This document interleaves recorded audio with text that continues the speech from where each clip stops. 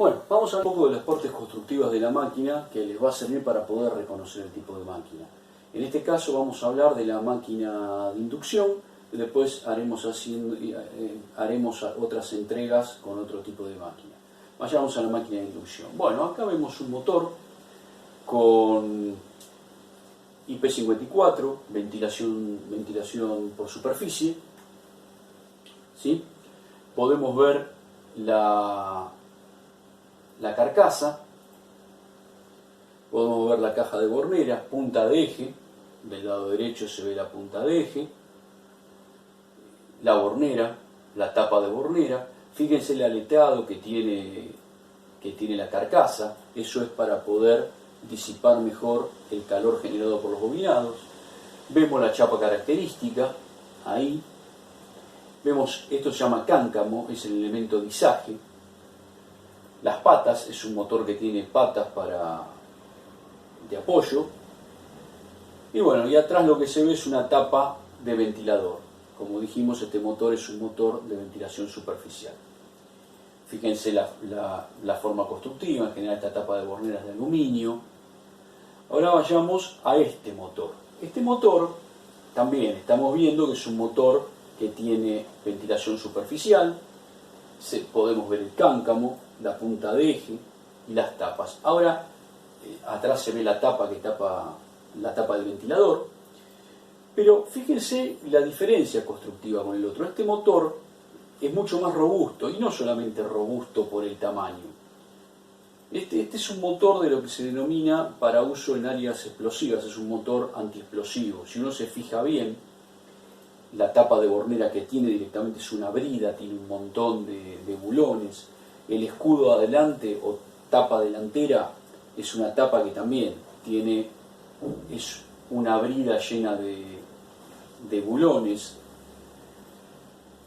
Es una construcción mucho más robusta que la anterior. Acá lo vemos desarmado, ¿sí? Fíjense las tapas que tiene, son tapas gruesas, se le nota un reborde para que encastre bien dentro de la carcasa. ¿Ah? Fíjense la cantidad de bulones que llevan estas tapas para ser adosadas para ser abulonadas a la carcasa. Los rodamientos también tienen doble tapa. Fíjense el engrase del rodamiento, cómo se hace. Ahí se ve un alemite largo, donde se mete la grasa del rodamiento. Y en general, habría que ver bien en la foto, se nota cómo el rodamiento tiene una tapa exterior y una tapa interior también en forma de brida. Bueno, acá vemos las partes constitutivas de la máquina. Vemos la carcasa, el rotor, tapa delantera, tapa trasera y ventilador. Está faltando la protección del ventilador. Bueno, acá esta imagen es para que podamos distinguir bien el concepto entre carcasa, estator y bobinado distribuido. Fíjense, la carcasa es todo lo externo, es lo que soporta al bobinado, al estator. Y el estator es el circuito magnético de la máquina, que es lo que soporta el bobinado. O sea, el bobinado va en el estator, que es el circuito magnético. Y el estator va metido por diversos métodos, a veces va metido a presión, a veces va abulonado, a veces va soldado. El estator va metido dentro de la carcasa. ¿Está bien?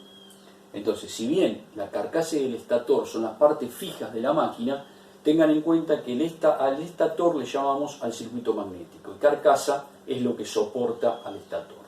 Como les decía, esto que ven acá es un bobinado distribuido. Fíjense, todo el bobinado está distribuido en todo el perímetro del estator. ¿Está bien? Eso es un bobinado distribuido, es un típico bobinado de corriente alterna. En este caso es un motor trifásico, pero bueno, el bobinado está completamente distribuido. Al contrario de este caso, este es un bobinado concentrado. Fíjense, es un bobinado en forma de galleta. Yo lo que tengo ahí, se hace la bobina y se coloca una masa polar que va bobinada, que va abulonada al estator. Este es un bobinado concentrado. Perfectamente puedo ver bien las partes del bobinado. Bueno, este bobinado en general es de máquinas de corriente continua, o sea, llevan corriente continua estos bobinados, y los vamos a ver en otras presentaciones. Lo que quiero es que quede claro la diferencia entre un bobinado distribuido y un bobinado concentrado. Volvamos a nuestro bobinado distribuido, a nuestro estator de corriente alterna. Vemos acá lo que denominamos ranura y diente de ranura, ¿sí? La ranura es lo que vemos acá, es donde va a ir el lado activo del conductor. Y el diente de ranura, bueno, es el material que tenemos entre dos ranuras sucesivas. Esto es el estator, lo que estamos viendo es el estator. Fíjense que en este caso se nota que está soldado sobre la carcasa, es un motor pequeño, está soldado sobre la carcasa.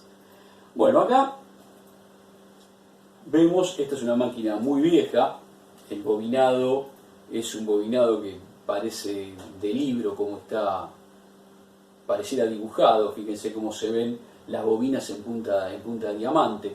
Todo lo que vemos acá afuera se denomina cabeza de bobina. Se denomina cabeza de bobina. Entonces, acá podemos ver el estator, podemos ver la ranura, podemos ver el diente de la ranura, podemos ver el lado activo, o sea, todo el alambre que va en la ranura se le llama lado activo de la bobina. Y todo lo que va en aire se lo denomina cabeza de bobina. La cabeza de bobina, bueno, está en la bobina, si no la bobina no podría cerrarse, tiene que existir. Pero la cabeza de bobina es la culpable de lo que aparezca el flujo disperso en la máquina. En algún otro momento hablaremos un poco de flujo disperso. Un buen diseño debería tener la cabeza de bobina lo más corta posible. Bueno, acá esta es una máquina un poco más moderna. Nuevamente podemos ver la ranura, podemos ver el diente de ranura, podemos ver la cabeza de bobina. Fíjense que acá el bobinado es distinto, ¿sí? El bobinado es distinto, la cabeza de bobina no está en forma de diamante, pero igualmente existe, por supuesto, la cabeza de bobina, estamos viendo ahí. Fíjense que el bobinado está atado. Bueno, eso se ata y se lo fija de alguna manera, a través de barniz, a través de algún proceso de cementado para que quede rígido. Eso es porque mientras la máquina está funcionando, está sometida a diversas fuerzas. Está sometida a fuerzas electrodinámicas que hacen que el bobinado se vaya moviendo. Ese movimiento del bobinado lo puede hacer aflojar y puede hacer que el bobinado se dañe. Entonces todo eso va atado. Acá vemos el rotor. Este es un rotor en cortocircuito o llamado jaula de ardilla. Jaula de ardilla, bueno, porque es un rotor que si uno lo ve sin las chapas que tiene puesto, parece la rueda donde camina un hámster, digamos. Por eso se le llama jaula de ardilla. Fíjense que tiene barras, acá se le ven las barras atraviesan de punta a punta el rotor, acá estamos viendo las puntas de las barras, ¿sí? Y tiene anillos de cortocircuito, o sea, esas barras se arman, todas siguiendo un radio, y después se les pone unos anillos de cortocircuito, o sea, quedan todas en cortocircuito, por eso se llama rotor en cortocircuito. Todo eso va, a todo eso se le ponen chapas de tipo magnéticas, de tal manera que el campo magnético se concentre en ese rotor, porque eso va a ser lo que va a producir cupla, digamos, en definitiva, cuando el campo magnético rote y corte esas barras, en esas barras se va a producir corriente, y esa corriente eléctrica inducida interactuando con el campo magnético del estator va a generar cupla. La suma de las cuplas de cada barra me va a generar la cupla total sobre el eje de la máquina. Fíjense acá, quiero volver un poquito a la parte constructiva, fíjense la tapa delantera, cómo se nota el rodamiento que está tapado por esa tapa que estamos viendo, ahí, acá se ve la tapa. ¿Está bien? Bueno, entonces este es un rotor, como dijimos, en cortocircuito o jaula de ardilla. Acá vemos otro rotor, acá vemos bien las barras, estas son las barras, y los anillos de cortocircuito. En este caso, fíjense que son 3 anillos de cortocircuito, o sea, la corriente de esta máquina es bastante importante, entonces hacen 3 anillos de cortocircuito para poder cerrar las corrientes de las barras. ¿Está bien? Esos anillos son para que todas las barras queden en cortocircuito y formen un solo conjunto. Tengan en cuenta que por los anillos y por las barras va a circular corriente eléctrica inducida. es la que en el modelo de la máquina le vamos a llamar I2, ¿está bien? O I2' si la vemos desde el lado primario. Perfecto. Bueno, acá vemos distintos tipos de rotores, de máquinas pequeñas.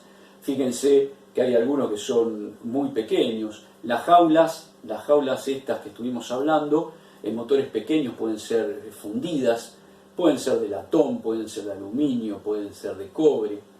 Hay distintas formas. En la que vimos anteriormente era cobre, eran barras de cobre pasadas por la chapa y luego soldadas para formar los anillos de cortocircuito. En este caso, fíjense, acá este rotor tiene el ventilador ya fundido con la propia jaula.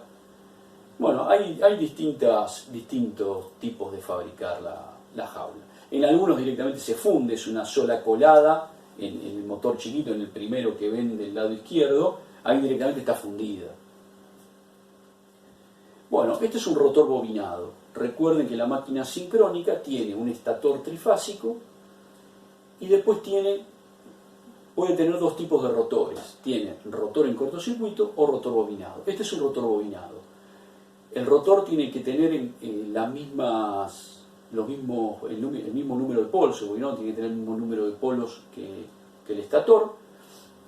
En general está conectado en estrella y los extremos de la estrella se cierran sobre anillos. Esos anillos a través de escobillas van conectados hacia el exterior y yo puedo hacer lo que quiera con esa conexión que tengo en el rotor. Antiguamente esos anillos se usaban para reducir la corriente de arranque. Hoy por hoy se usan para distintas cosas. Una de las cosas más modernas son los generadores eólicos doblemente alimentados, o sea, alimentan por estator, alimentan por rotor y con eso pueden hacer trabajar a la máquina en distintas velocidades. Velocidades por arriba de sincronismo y velocidades por abajo de sincronismo. Otro uso que pueden tener, pero ya me estoy yendo un poco del uso como motor, ¿no? Pero otro uso que pueden tener este tipo de máquinas, hoy por hoy, es la de transferir potencia a distintas frecuencias, por ejemplo. Pero resumiendo el uso de motor, lo que tenemos es un bobinado trifásico que tiene salida por anillo y el centro de estrella queda cerrado dentro de la máquina. Ahí vemos bien los anillos, ¿ven? Los extremos están ahí, se ve el bulón donde el extremo del bobinado se conecta a cada uno de esos anillos. Ahí está el portaescobilla, ahí se ve el portaescobilla con las escobillas, uno para cada anillo. La bornera, fíjense, este es el motor que hablamos antes, que tenía una cierta robustez para una atmósfera de tipo explosiva. Fíjense que la caja de bornera ya no es una caja de aluminio, sino que es una caja perfectamente sellada cuando se la cierra.